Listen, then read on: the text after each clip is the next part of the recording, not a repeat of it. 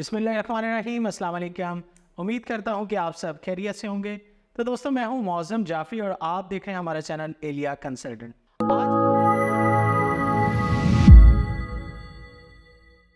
आज की वीडियो में हम बात करेंगे रिफ्यूज़ल केसेस की कि मोस्टली क्या रीज़न्स होती हैं कि जिसकी वजह से एक स्टूडेंट का ऑस्ट्रेलिया से वीज़ा रिफ्यूज़ हो जाता है। देखिए, इसमें नो डाउट कि आपकी लक मैटर करती है।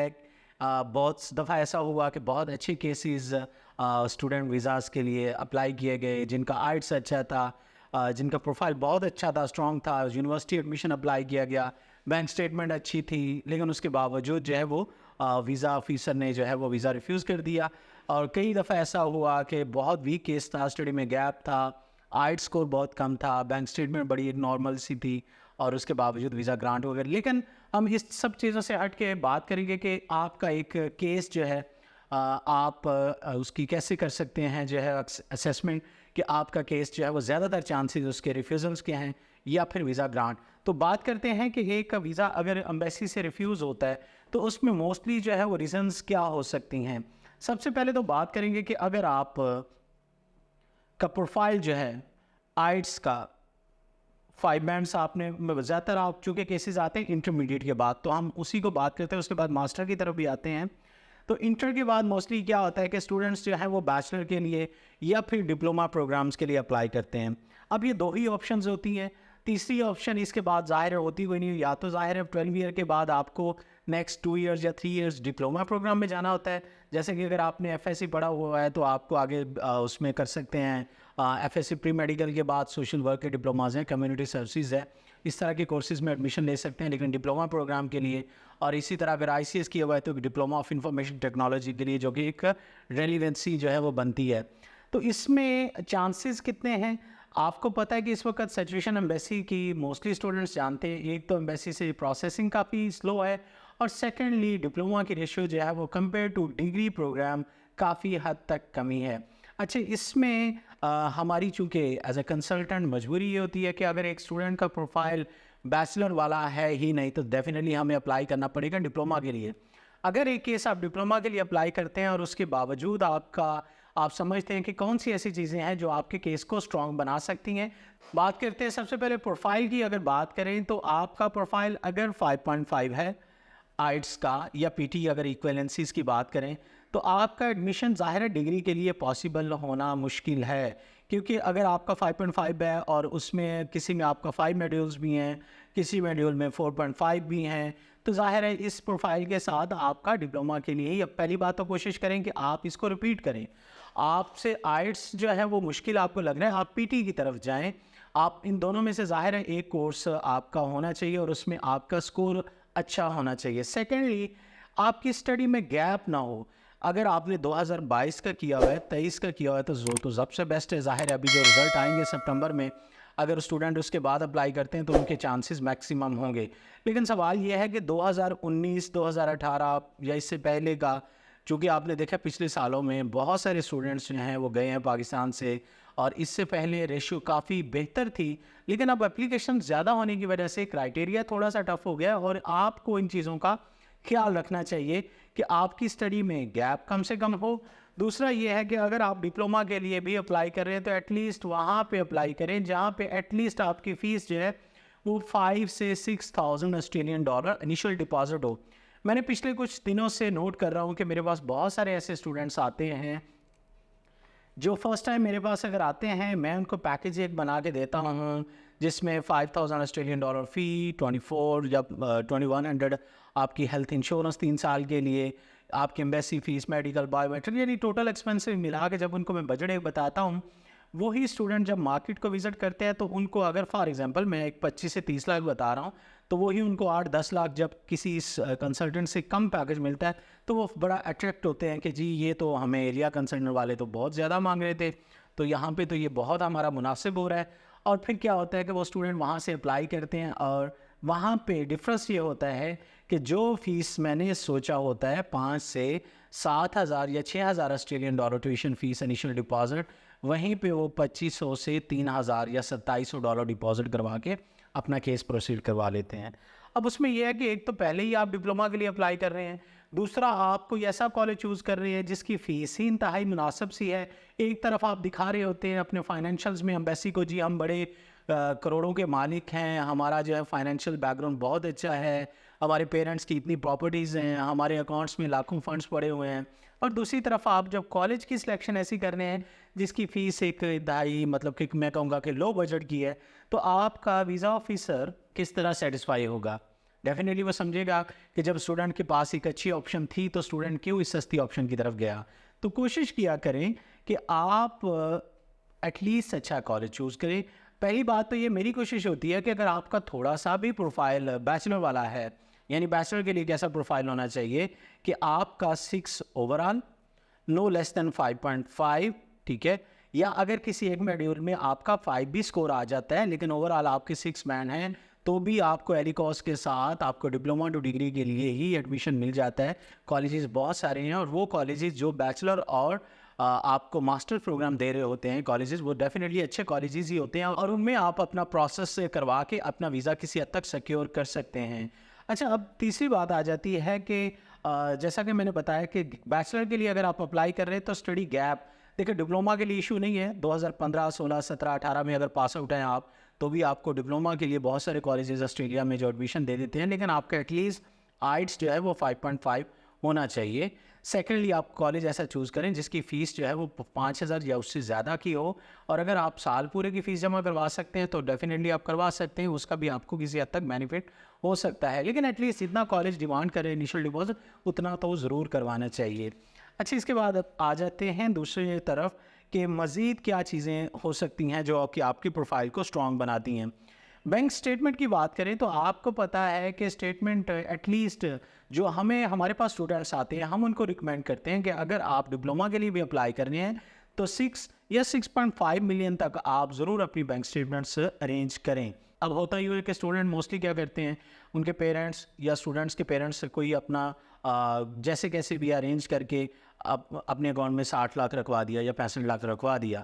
اب اس میں کیا ہے کہ ویزا آفیسر اس کے اوپر بھی ایلیگیشن لگا سکتا ہے، جو کہ پاسٹ میں ایسا ہوا ہے کہ ویزا آفیسر نے اعتراض سیدھے سیدھا یہ لگایا ہے کہ یہ جو آپ کے اکاؤنٹ میں پیسے آئے ہیں یہ آئے کہاں سے، ان کا کوئی سورس آپ نے ریگولر انکم تو دکھائی ہوئی ہے، لیکن ایک ساتھ سنگل ٹرانزیکشن میں یہ فنڈز کیسے آپ کے اکاؤنٹ میں آ گئے، تو اس کا جسٹیفائی کرنا آپ کے لیے ظاہر مشکل ہو جاتا ہے. تو کوشش کیا کریں اگر آپ ایک ساتھ فنڈز رکھوا رہے ہیں، پہلی بات تو یہ کہ ملٹیپل ٹرانزیکشن میں رکھوائیں. یعنی آپ اگر 60 لاکھ کی یا 65 لاکھ کی اسٹیٹمنٹ دے رہے ہیں تو کوشش کریں کہ آپ 5 لاکھ 10 لاکھ 15 لاکھ 20 لاکھ اس طرح کر کے اس کو کچھ ویکس میں، یعنی آپ 1 سے 2 ہفتہ ضرور لیں اپنی اسٹیٹمنٹ کو میچور کرتے ہوئے. تو پہلے کیا ہوتا تھا، پہلے ایسے حالات نہیں تھے. پہلے کیا تھا کہ آپ ایک دفعہ کی آپ نے 60-70 لاکھ کی اسٹیٹمنٹ دے دی. اب بھی ہمارے پچھلے کچھ دنوں میں ویزاز کچھ ایسے آئے ہیں جن میں ایسی سچویشن تھی، لیکن اپنے کیس کو مزید اسٹرانگ بنانے کے لیے اپنی اسٹیٹمنٹ کو جو ہے وہ ملٹیپل ٹرانزیکشن میں کریں. اور دوسرا یہ، اگر آپ ایک ساتھ کو مجبوری ہے کو رکھوا رہے ہیں تو اس کے اگینسٹ آپ کوئی سیل ڈیڈ ضرور جو ہے وہ شو کروائیں کہ یہ 60 لاکھ 70 لاکھ یہ کہاں سے ہمیں پیسے جو ہیں وہ ملے ہیں. تو آپ اس میں بتا سکتے ہیں کہ جی یہ ہماری پراپرٹی تھی، آپ اس کا ایویڈنس ساتھ میں اٹیچ کریں، یہ میرے بابا نے سیل کی اور اس کے جتنے بھی فنڈس تھے وہ میری اسٹڈی کے لیے میرے اکاؤنٹ میں رکھوا دیے ہیں.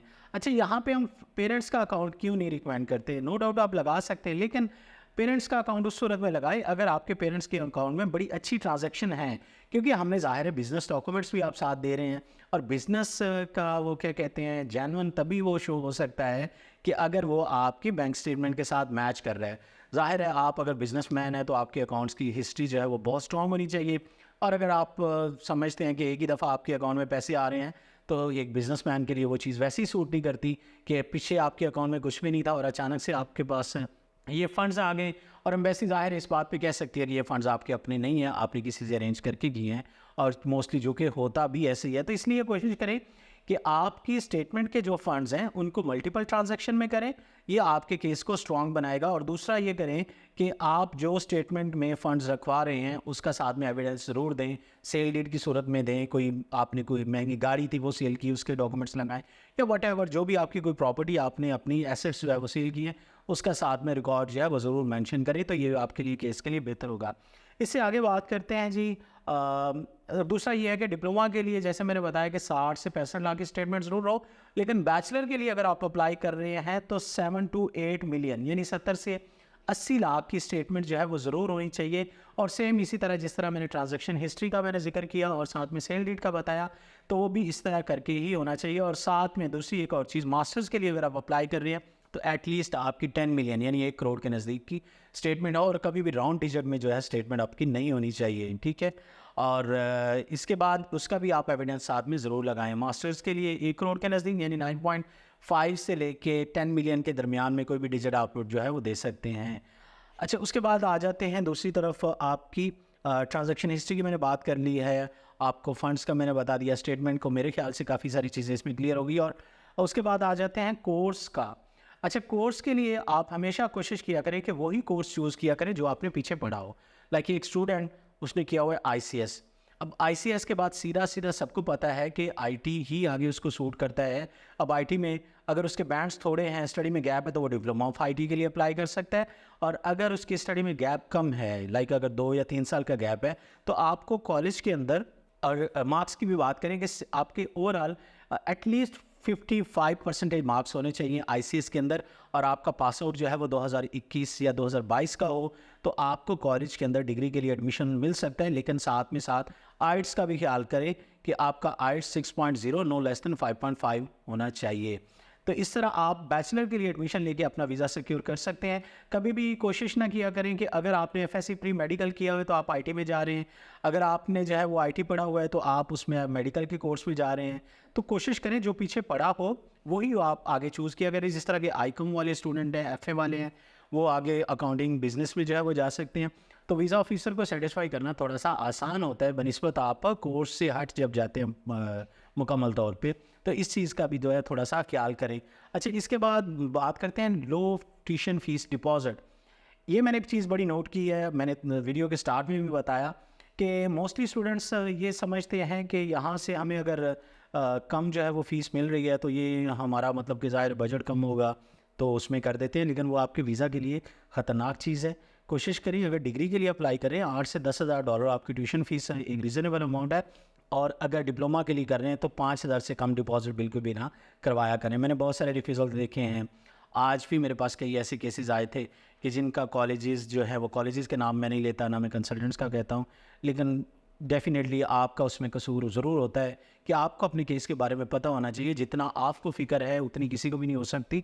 तो आप अपने केस को मैच्योर करने के लिए, सिक्योर करने के लिए एटलीस्ट आप 5,200 या 5,000 डॉलर जो है डिपॉजिट करवाया करें, ना कि आप सस्ता पैकेज समझ के 2,500-2,700 डॉलर जो है वो फ़ीस दिया करें। मैंने आज तक किसी स्टूडेंट का लिए इस तरह नहीं किया, और मैंने कभी भी ये नहीं किया कि आप ज़रूर जो है वो, अगर कोई स्टूडेंट मुझे कहता है कि जी मेरा इतना ही बजट है और मैं 2,500 डॉलर से ऊपर करवा ही नहीं सकता, तो फिर मैं उससे माजरत ही कर लेता हूँ, उसका केस ही मैं नहीं प्रोसीड करता, क्योंकि मुझे पता है आगे हालात किस तरह करके होते हैं। और आप सस्ता समझ के केस कर ले, कल को रिफ्यूज़ल आने के बाद मैं कहता हूँ उस बचत का क्या फ़ायदा कि पहली दफ़ा आप सोचते हैं कि कम बजट आ रहा है यार करवा दें, और बाद में आप डबल ही देने के लिए तैयार होते हैं जब एक दफ़ा रिफ्यूज़ल आ जाता है। लेकिन उस टाइम ज़ाहिर है मैं कुछ नहीं कर पाता। नो डाउट कि खुदा का शुक्र है कि सेकंड अटैम्प्ट में भी बहुत सारे वीज़ाज़ जो है विन किए हैं, लेकिन टू बी ऑनेस्ट बहुत मुश्किल होता है। पहली दफ़ा अच्छी ट्राई करें, खुदा आपको कामयाबी देगा। इसके बाद एक और चीज़ को ज़िक्र करते हैं, आपकी SOP को। SOP आपको पता है कि स्टूडेंट की तरफ से ही होती है, उसमें आप कोशिश किया करें कि अपनी SOP को मुकम्मल लिख के पढ़ा करें, उसमें चीज़ें जो है वो वाज़िया हों।